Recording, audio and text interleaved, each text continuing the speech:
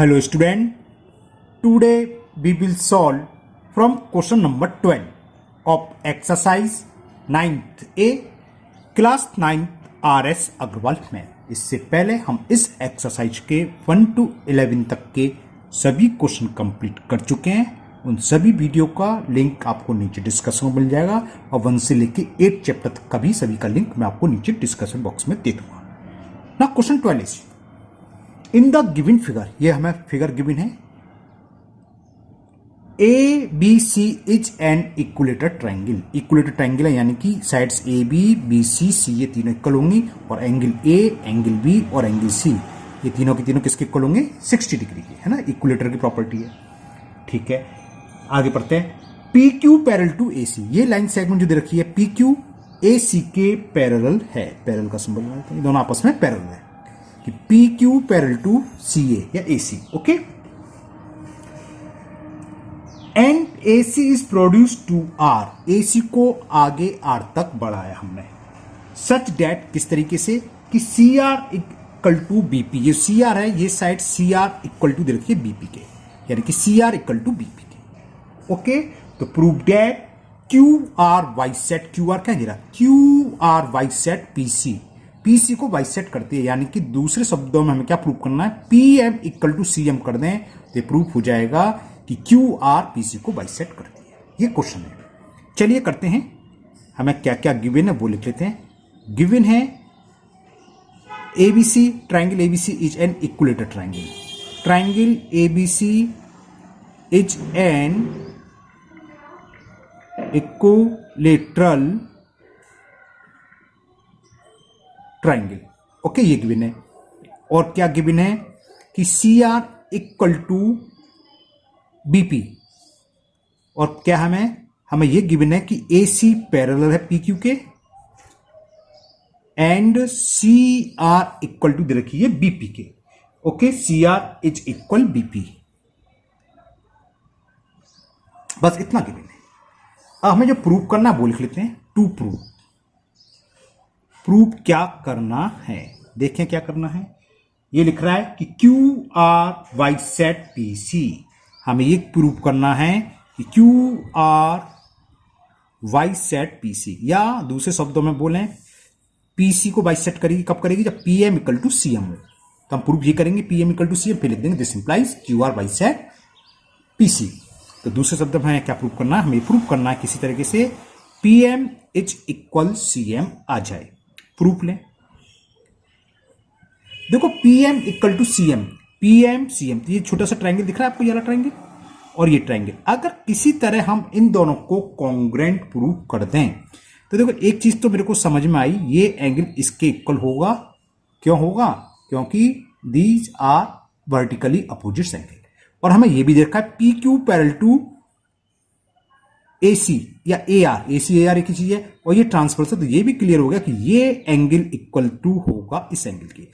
इन दोनों ट्रायंगल में दो एंगल तो हमें दिख गए। अब कोई एक साइड इक्वल हो जाए तो ए एस से या ए एस ए, अगर हम प्रूव कर दें कि Q M equal to R M तो ए एस ए लग जाएगा। तो हमें कुछ ना कुछ टिग्नोमेट्री करनी, टिग्नोमेट्री कोई एक ऐसी साइड लानी जिससे कोई इक्वल हो जाए, बस हमें वही करना है। तो इसको हम ए एस या ए एस ए, इसके द्वारा ये कॉन्ग्रुएंट होगा, क्योंकि दो एंगल हैं तो ए एस या A S A. A S A कब लगता है? इन दोनों एंगल को ज्वाइन करने वाली, यानी कि क्यू एम इक्वल टू अगर आर एम प्रूफ हो जाता है तो ए एस ए से होगा, है ना। चलिए देखते हैं क्या होता है। अब करें क्या, हमें प्रूव करना है तो इसमें हमें कुछ पैरेलल लाइंस की प्रॉपर्टी मालूम होनी चाहिए। टू लाइंस पैरेलल और ये एक ट्रांसवर्सल है, तो ये एंगल इस एंगल के इक्वल होता है कि नहीं होता है? Correspondence angle. अब मैं जरा लाइन लिख दूं, ये लाइन ए, ये लाइन सी, ये लाइन क्यू, ये लाइन पी, क्योंकि ये इसके पैरेलल है। तो ये एंगल इसके क्या होगा? इक्वल। कौन सा? इस फिगर में देखो, angle Q P B, angle Q P B equal to होगा एंगल ए सी बी। क्यों? क्योंकि दीज लाइन पैरेलल और B C is the transversal. कैसे होंगे? Correspondence angle. तो ये एंगल हो जाएगा 60। अब ये लाइन ये जा रही है, एंगल भी 60 हो गई ऑलरेडी। क्यों होगा? क्योंकि ABC is an equilateral triangle, होगा ना, बात क्लियर। जब ट्रायंगल के दो एंगल 60 हो तो 100% तीसरा भी 60 होगा। क्यों? एंगल्स हम प्रॉपर्टी लगा दो, 180 में से 60 प्लस 60 माइनस करो 60। तो कहने का मतलब क्यू क्यू क्यू दोनों क्यों लग दिए? ये पी है, सॉरी पी है ना। तो पी बी क्यू क्या हो गया? Equilateral triangle. और इक्विलेटरल ट्राइंगल की क्या प्रॉपर्टी होती है कि इसकी तीनों साइड्स आपस में इक्वल होती हैं। तो बीपी इक्वल टू होगा पी क्यू के, और हमें गिवन है कि बीपी इक्वल टू है सी आर के, तो यानी कि पी क्यू इक्वल टू भी होगा सी आर के। तो P Q equal to C R आ गया, हमने एक साइड्स इक्वल कर दी। तो ये दोनों ट्राइंगल कॉन्ग्रेंट और बाई सीपीसीटी जो रिजल्ट चाहिए आगे। चलिए अब लिखते हैं डिटेल में, ये तो मैंने भी ओरली समझाया। अब लिखेंगे कैसे? हम ये लिखेंगे कि P Q is parallel to R A. अब कहोगे आर ए कहां से आ गया? भैया ए सी बोलो या सी ए बोलो या सी ए बोलो या आर ए, लाइन तो वही है। ये लाइन इसके पैरेलल है और ये क्या है? एक transversal. P C is the transversal and PC is a transversal। Proof वाले सवाल आप अच्छे से समझ के करना, ये नहीं कि रट तो सकते ही नहीं आप। अभी रटोगे दोबारा कराऊंगा तो बिल्कुल होगा ही नहीं, है ना। लेकिन मैंने खुद देखा है लड़कियां तो बड़ी गजब की रट लेती हैं, सवालों को भी रट लेती हैं, हम देखते हैं। ओके, तो रटना नहीं, समझना है ना। तो कैसे समझ में आ गया? मैंने इसलिए पहले समझा दिया, फिर एक बार समझाता हूं। देखिए ये लाइन इसके पैरेलल, ये ट्रांसवर्सल, यानी कि ये एंगल होगा इसके, होगा कि नहीं होगा? तो एंगल क्यू बी पी या बी पी क्यू लिख दो, कुछ भी लिख दो, है ना। तो मैं लिख रहा हूं, so angle Q P B equal to होगा एंगल ए सी पी। क्यों? Because these are corresponding angles. Angles को शॉर्ट में एंगल बना के ऐसे लिख दो, एंगल्स। Okay, clear. अब एसीपी किसके इक्वल है? 60 डिग्री के। 60 डिग्री के क्यों हैं? क्योंकि इक्विलेटर ट्राइंगल एबीसी क्या है? इक्विलेटर ट्राइंगल, ये भी 60 का, ये भी 60 का, ये लिखने की जरूरत नहीं है। तो बताऊं तो ये भी 60 का होगा, ये भी 60 का होगा, और हमने ये प्रूव कर दिया ये भी 60 का हो गया। ठीक है, तो मैं लिखता हूं, so angle Q P B की वैल्यू क्या आ गई? 60 डिग्री। और हमें क्या दे रखा है? Angle A B C equal to 60 degree. समझ में आ गया 60 क्यों? चलो मैं लिख देता हूं, angle of N equilateral triangle. ये एक एंगल है इक्विलेटर ट्राइंगल का, angle of a equilateral triangle, equilateral triangle का एंगल है, तो 60 होगा। अब जरा हम देखें, जो हम ऊपर डिस्कस कर चुके, ट्राइंगल क्यू बी पी में ये 60, ये 60, दो एंगल 60 हैं, तो तीसरा तो ऑटोमेटिक 60 होगा। अगर किसी ट्राइंगल के अंदर दो एंगल 60 होते हैं तो वो ट्राइंगल इक्विलेटरल होता है, इतना ध्यान रखो आप।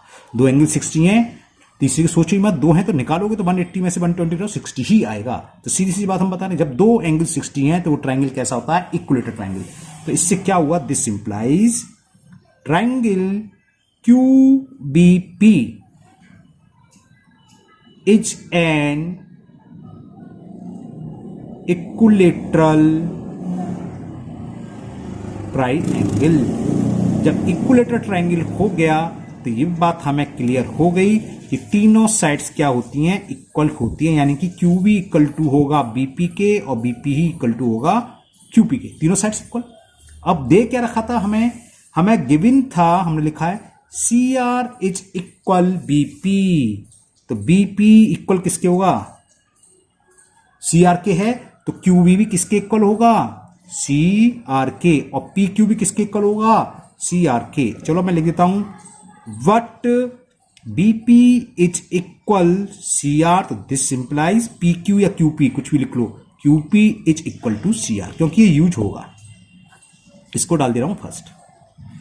हमें ये इतना तामझाम केवल हमें ये लाने के लिए प्रूव करना पड़ा, बाकी तो अब ये दोनों जो मैंने शुरू में समझाया था, इन दोनों ट्राइंगल में लिखे, in triangle P M Q and C M R या P Q M and C R M, आप कुछ भी लिख लो। चलो करते हैं। तो in triangle P M Q and triangle C M R, दोबारा से दिखा देता हूं, ये गया P M Q C M R. सबसे पहले तो लिखूंगा angle P M Q equal to angle C M R. कैसे एंगल है ये भाई? Vertically opposites angle. तो ये लिखने वाला हूं, क्या होगा? Angle P M Q is equal angle CMR. Why? Because these are vertically opposite angles.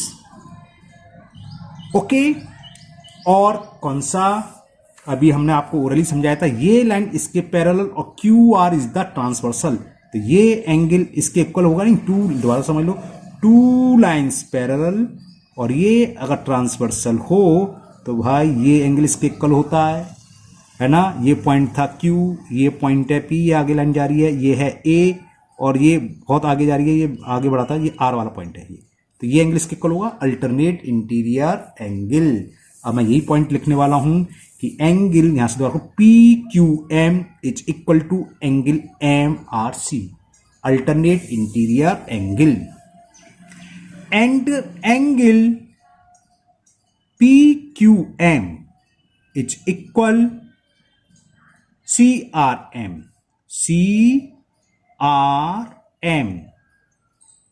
because these are alternate interior angles. और एक हमने ये प्रूव कर दिया कि QP is equal to CR and QP is equal to RC, ठीक है ना, QP इक्वल टू RC कहां से, फ्रॉम इक्वेशन फर्स्ट, यहां से। तो इससे क्या हुआ, एंगल साइड से ये दोनों ट्राइंगल कॉन्ग्रेंट हो गए। सो ट्राइंगल ये कहां से आ गया, ये तो कहीं नहीं, PMQ, ये रहा PMQ congruent to triangle CMR।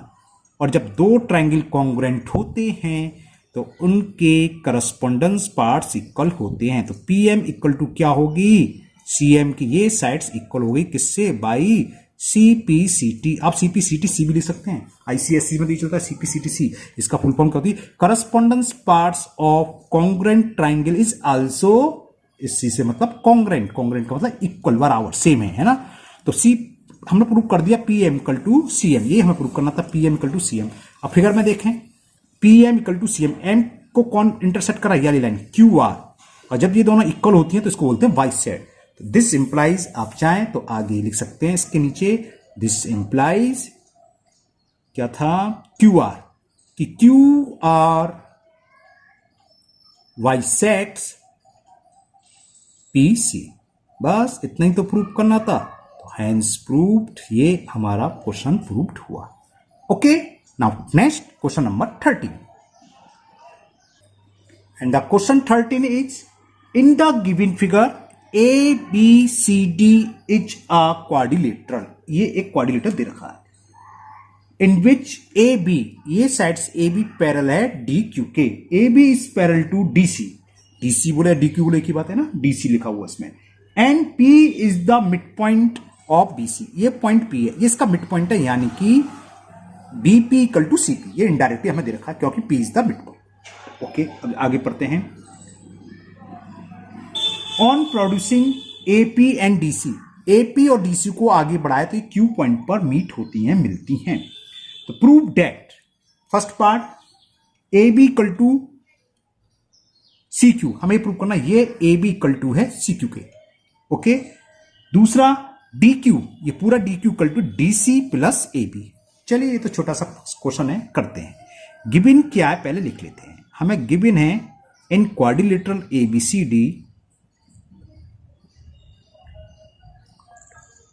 In quadrilateral ABCD क्या गिवन है कि line AB is parallel to DC, और क्या गिवन है कि P is the mid point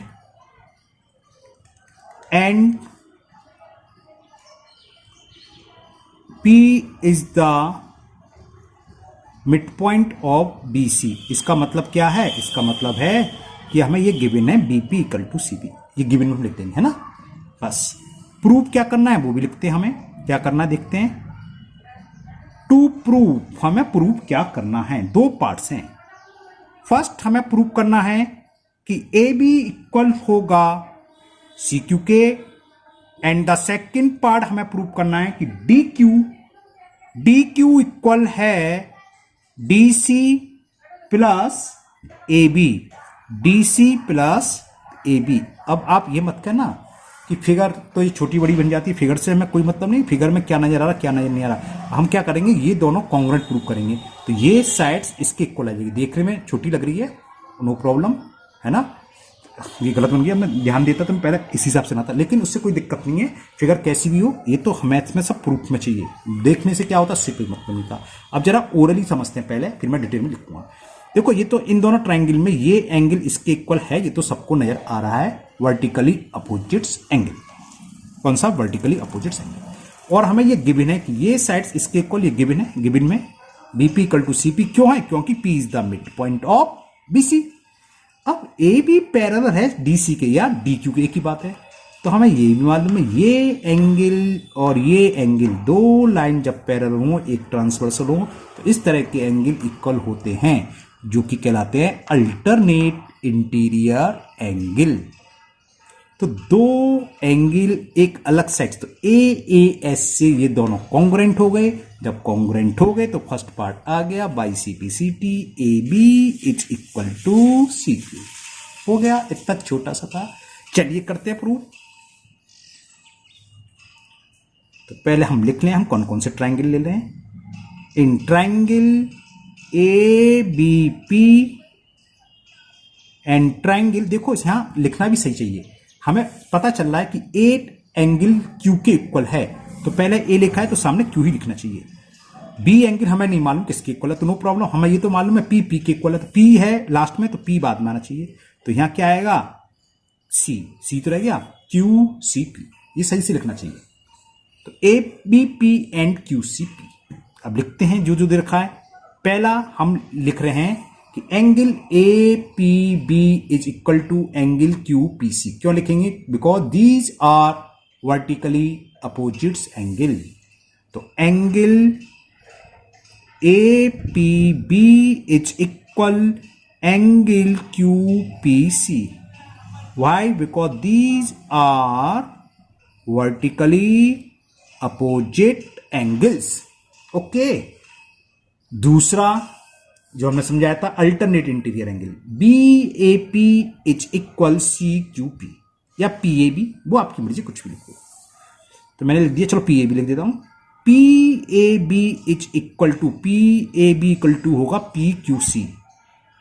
P Q C क्या लिखेंगे? दीज आर, क्यों है? क्योंकि these are alternate interior angles.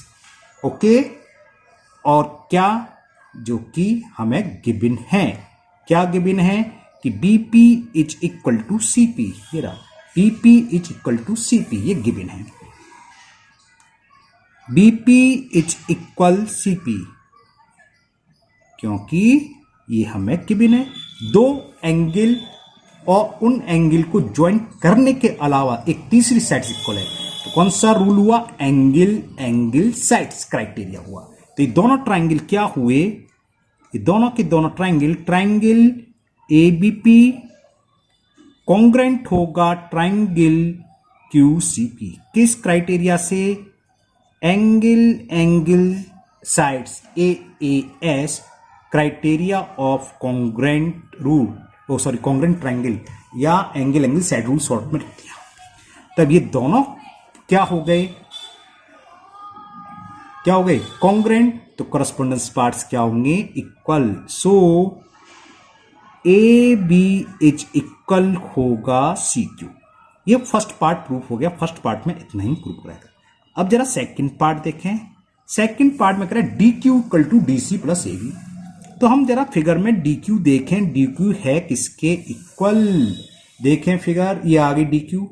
D Q किसके इक्वल है? D C plus C Q. तो लिखेंगे हम ये डी क्यू इक्वल किसके है? D C plus C Q. और फर्स्ट पार्ट से हम ये भी प्रूव कर चुके हैं कि सी क्यू इक्वल किसके है? किसके है C Q equal? A B. तो सी क्यू के प्लेस पर ए बी लिख सकते हैं। तो ये सेकंड पार्ट भी आ गया। ये कहां से लिखेंगे? फ्रॉम फर्स्ट रिजल्ट या प्रूव्ड एबव, ऐसे लिख सकते हो कि C Q is equal to A B.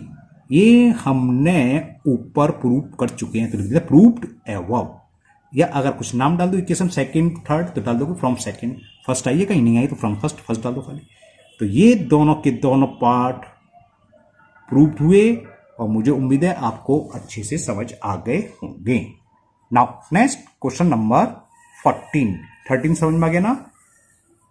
Next 14 and the question 14 is in the given figure ABCD is a square and P is a point। P एक कोई point है inside it यानी कि स्क्वायर के अंदर दिख रहा है।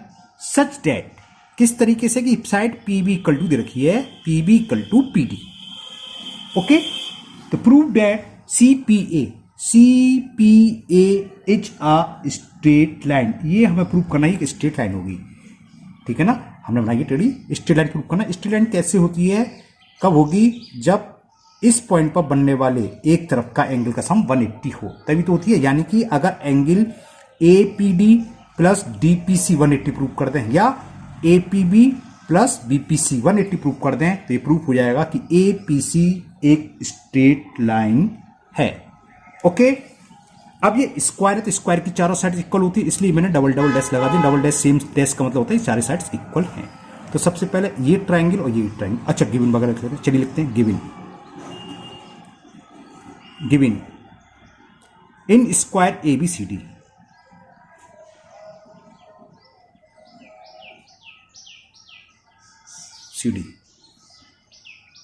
P is a point such that,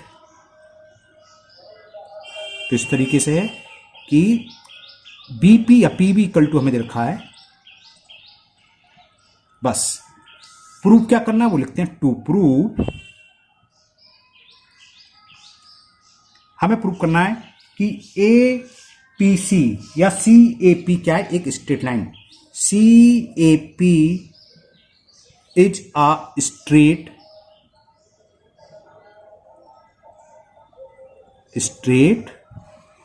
line। चलिए करते हैं प्रूव। सबसे पहले हमने ले लिए ट्रायंगल, ये दोनों भी दिखाई दे रहे हैं, ये वाला और ये वाला, यानी कि APD एंड APB। ठीक, तो लिखते हैं in triangle APD and triangle APP।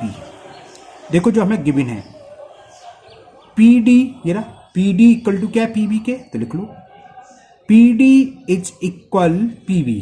क्यों, बिकॉज दीज आर गिवन, ही हमें गिवन है। और देखो AP इक्वल टू किसके होगा, AP इक्वल टू होगा AP के। क्यों, दोनों में कॉमन है, ये AP इसमें भी है इसमें भी है, तो AP इक्वल टू AP ये है कॉमन।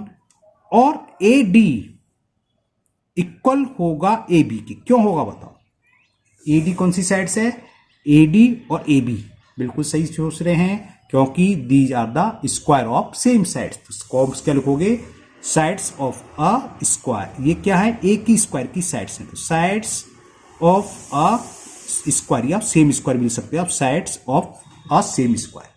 तो ये तीनों साइड्स इक्वल हैं। एस से क्या हुआ, ट्रायंगल APD कॉन्ग्रेंट प्रूफ हो गया ट्रायंगल APB के। किस रूल से, Y side side sides rule. Okay, जब ये हो गया तो बाई CPCT हमें पता है करस्पॉन्डेंस पार्ट्स इक्वल होते हैं, तो एंगल APD इक्वल टू होगा एंगल APB। इसको डाल दो फर्स्ट, और ये किससे हुआ, YCPCTC। correspondence parts of congruent triangle are also congruent। यहां तक बात समझ में आ गई। ओके, अब हम बाकी के बच्चे दो ट्रायंगल लेंगे। कौन से, in triangle PCD and triangle PCB या BPC एंड DPC, आप कुछ भी लिखो। इसमें क्या होगा, ये साइड इसके साइड्स, क्यों, sides of a square. PD equal to PB given और PC कॉमन, तो ये दोनों ट्रायंगल भी SSS से कॉन्करेंट हो जाएंगे ना। चलिए लिखते हैं। नाउ इन ट्रायंगल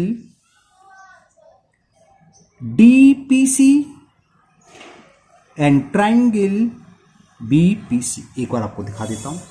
यार लिया मैंने DPC और BPC। तो DC equal to BC, sides of the square, तो लिखो DC इज इक्वल BC। क्यों हैं? Because these are the sides of a square, एक ही स्क्वायर की साइड्स हैं तो स्क्वायर की चारों साइड्स इक्वल होती हैं। पीसी इक्वल टू पीसी ये कॉमन है, PC is equal to PC दोनों ट्राइंगल की कॉमन साइड्स है। दिखा देते एक बार और, ये रहा पीसी इक्वल टू पीसी। अब क्या होगा? पीडी इक्वल टू पीवी, ये हमें गिवन है, ये रहा पीवी इक्वल टू पीडी। तो पहले में पीडी है तो लिख दो PD is equal to PV, ये क्या है? गिवन है। तो ये दोनों ट्राइंगल भी, so triangle DPC congruent to triangle DPC, वही रूल लगेगा, by side side side congruent rule, criteria of congruent triangle. मैं रूल लिख देता हूं, कायदे से क्राइटेरिया लिखना चाहिए ना, अच्छा लगता है। Side side side criteria of congruent triangle, clear. अब क्या होगा? तो by CPCT angle DPC, angle DPC की वैल्यू इक्वल हो गई एंगल बीपीसी। इसको डाल दो इक्वेशन नंबर सेकंड। क्यों हुई?